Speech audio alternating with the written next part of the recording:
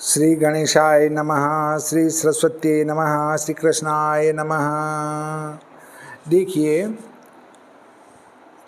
श्री भागवत महापुराण के चौथे स्कंद का 20वां अध्याय आपको श्रवण कराता हूँ। प्रेम लगाकर मन से श्रवण कीजिए। प्रतो ही 20 अध्याय में आन श्री भगवान करी परस्पर प्रीति अति दिन महावरदान। मैत्रेय जी बोले कि श्री भगवान वैकुंठनाथ यज्ञपति, यज्ञों के भोक्ता विभु ने सुरेश को अपने साथ ले यज्ञों से प्रसन्न हो राजा पृथु से कहा। श्री भगवान बोले कि इस इंद्र ने आपका 100वां अश्वमेध यज्ञ भंग करना चाहा था, सो अब यह आपकी शरण है और आपसे अपना अपराध क्षमा करना चाहता है। आप इसका अपराध क्षमा करिए। हे नरदेव, उत्तम बुद्धि वाले साधु पुरुष संसार में जीवों से द्रोह नहीं रखते, क्योंकि वे लोग भली भांति जानते हैं कि देह आत्मा नहीं है। जब आप सरीखे पुरुष द्रोह करें और देव माया से मोहित हो जाए तो फिर वर्षों तक का किया हुआ संतों का सत्संग, शास्त्रों का प्रीतिपूर्वक श्रवण करना, वृद्ध पुरुषों की सेवा करने से क्या फल हुआ? केवल वृथा परिश्रम किया। देखो, अविद्याजन्य कामना कृत कर्मों से यह अधम शरीर रचा गया है। जो ब्रह्मवेता इस प्रकार इस शरीर को क्षण भंगुर समझते हैं, वे आत्मा ज्ञानी पुरुष इस देह में कभी आसक्त नहीं होते। जो इस देह में आसक्त नहीं है, वे महात्मा लोग इस देह से उत्पादित घर में, पुत्र में, धन में कब मन लगा सकते हैं? यह आत्मा शरीर से अलग हैं, क्योंकि आत्मा एक है और बालक, युवा, वृद्धादि भेद से अनेक प्रकार के रूप दृष्टि आते हैं। वह आत्मा शुद्ध चैतन्य है, शरीर मलिन है। आत्मा स्वयं प्रकाश है, शरीर जड़ वस्तु है। आत्मा निर्गुण है, शरीर सगुण है। आत्मा गुणों का आश्रय है, शरीर कारणभूत गुणों के आश्रित हैं। आत्मा सर्वव्यापक है, शरीर परिच्छिन्न है। आत्मा आवरण रहित है, शरीर घर द्वार से आवृत है। आत्मा सबका साक्षी है, शरीर दृश्य है। आत्मा निरात्म है, शरीर स्वात्म है। आत्मा सब जीवों से परे हैं। जो पुरुष इस प्रकार सब आत्माओं को आत्मा में स्थित ऐसे सब में ईश्वर को जानते हैं, वे माया से स्थित भी हैं तो भी माया के गुणों में लिप्त नहीं हो सकते, क्योंकि वह मुझसे स्थित हैं। हे राजन, फल की कामना को त्याग कर श्रद्धा युक्त स्वधर्म से जो पुरुष सदा मेरा भजन करता है, उसका चित्त धीरे धीरे प्रसन्न हो जाता है। जब पुरुष विशाल हृदय प्रसन्नचित हो गया, तब सब गुणों को त्याग ज्ञानी हो शांति को प्राप्त होकर केवल्य ब्रह्म को प्राप्त हो जाता है। उदासीन के समान द्रव्य, ज्ञान, क्रिया, आत्मा के भीतर या परमात्मा को जो जानते हैं, वे पुरुष निसंदेह मोक्ष को प्राप्त होते हैं। इस नाशवान भिन्न लिंग शरीर का संसार है। द्रव्य, क्रिया, कारक और चेतन के चिदामासात्मक दिखता है, और जो ज्ञानी पुरुष मुझसे स्नेह रखते हैं, वे सदा संपत्ति और विपत्ति को समान समझकर विकार को प्राप्त नहीं होते। हे वीर, सम, उत्तम, मध्यम, अधम, सुख दुख में समदृष्टि हो। इंद्रिय और अंतःकरण को जीत अपने रचे हुए लोगों को लोकयुक्त होकर जो मैंने तुमको सचिवादिक का अधिकार किया है, उसको अपने संग रख कर सब लोगों का पालन कर। राजा का धर्म है कि प्रजा की पालना करे, उसी में उसका कल्याण होता है। जो राजा प्रीतिपूर्वक प्रजा की रक्षा करता है, वह उस सुकृत का 6वां भाग परलोक में पाता है, और जो प्रजा का पालन नहीं करता, उससे दंड लेता है, उसका सब पुण्य क्षय हो जाता है और प्रजा का पाप भोगना पड़ता है। इस प्रकार उत्तम ब्राह्मणों में ब्रह्मतमों ने जो परंपरा के धर्म को मुख्य रखा है, उसमें प्राप्त होकर और अन्य धर्मों में आसक्त न होकर पृथ्वी की रक्षा करोगे तो प्रजागण आपसे अत्यंत प्रसन्न होंगे, और कुछ काल व्यतीत होने पर सनकादिक तुम्हारे स्थान पर आएंगे और आनंद सहित उनका दर्शन आपको होगा, क्योंकि सब लोग आपसे अनुरक्त हैं। हे मानवेंद्र, मैं तुम पर अत्यंत प्रसन्न हूँ। कुछ तो वर मांगो, क्योंकि मैं आपके गुण और शील के वशीभूत हो गया हूँ।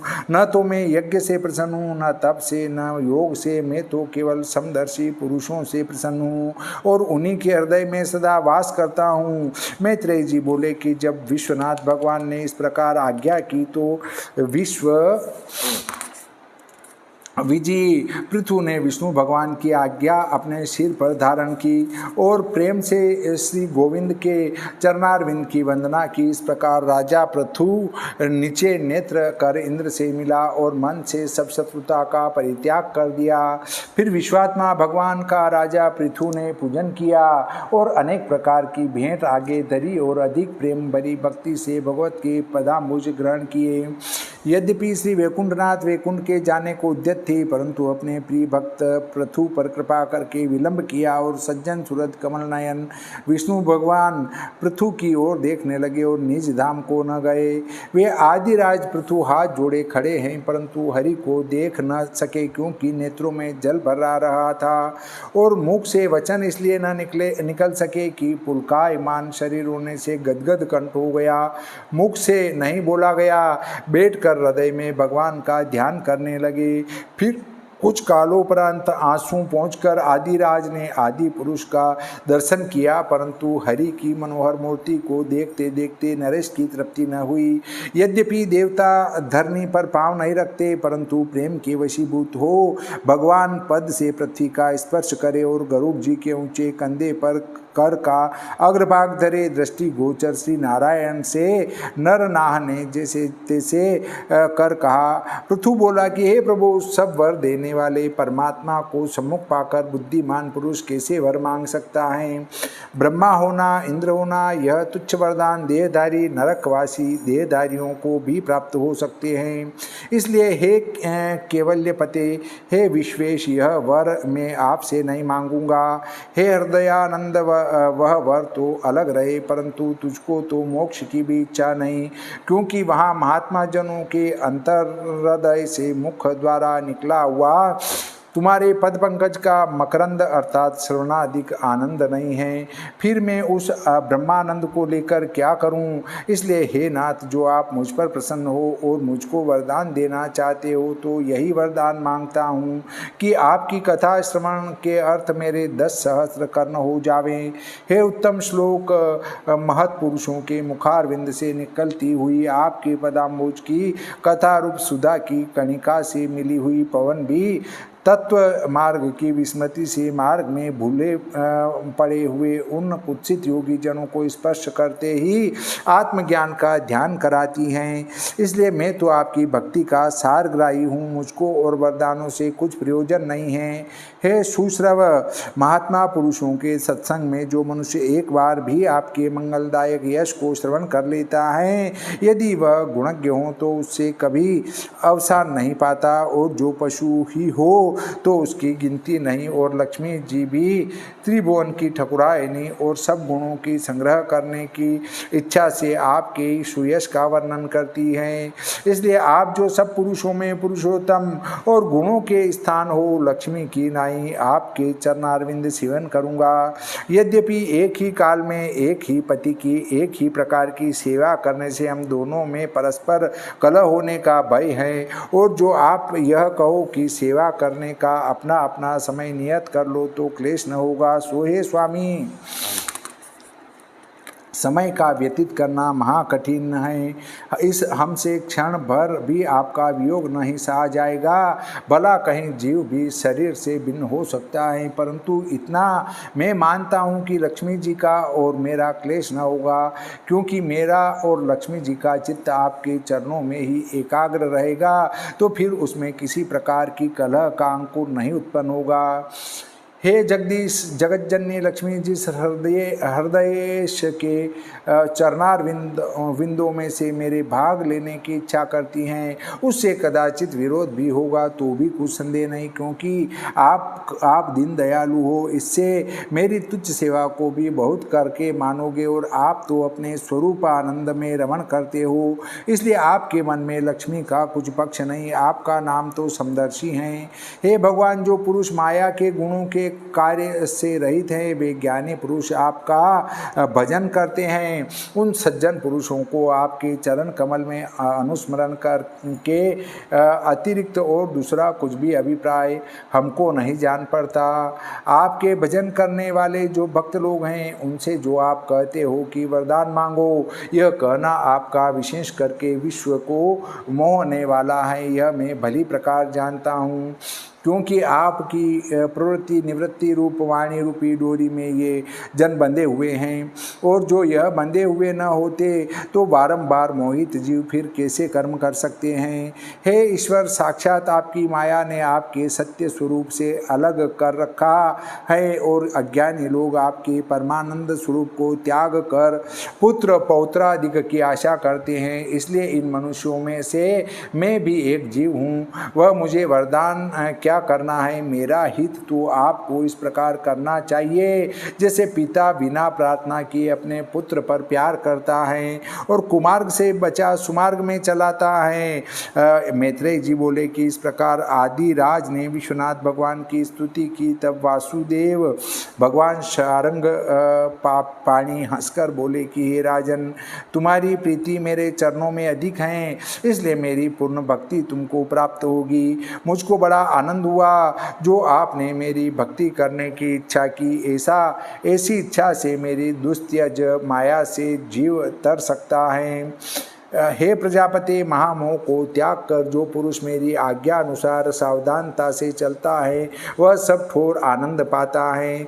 मैत्रेय जी बोले कि इस प्रकार वेन वंश उत्पन्न पृथुराज ऋषि के गंभीर वचनों की सराहना कर पूजन करवाया। उस पर अनुग्रह कर वासुदेव भगवान ने वैकुंठ जाने का विचार किया।